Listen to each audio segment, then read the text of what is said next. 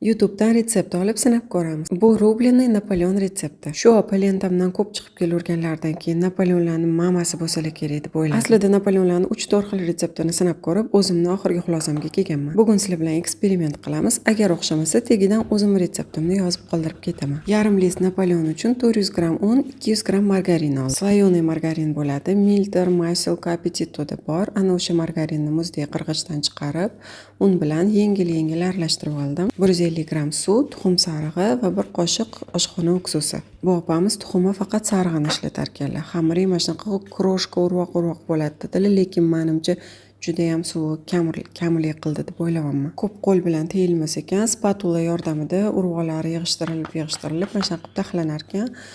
Spatulalar yo'q bo'lsa kerak bo'ladi обязательно. Xullas ko'rsatganlaridagi amallab shunaqa qilib taxladim va xolodilnikka bir kechaga olib qo'ydim.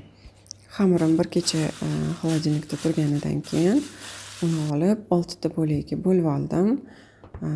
Opamga o'xshab sizlarga oralarini ko'rsatmoqchi bo'ldim. Mana shunaqa oralarida chiziq, to есть sloykasi ko'rinib turishi kerak ekan. Yoyish ham oson bo'lmadi. Qotib qolgan bo'lar ekan, margarinni ko'p amallab yoyib oldim. Xamirlar har doimgidek ishib chiqishmadi. 6 ta listim mana shunday bo'ldi, sal-pal ko'tarildi.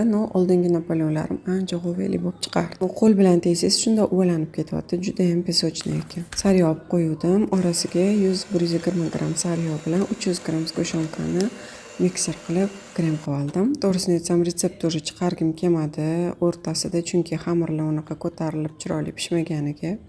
Lekin eksperiment odamlar to'g'risini ham ko'rish kerak deb o'ylab chiqardim.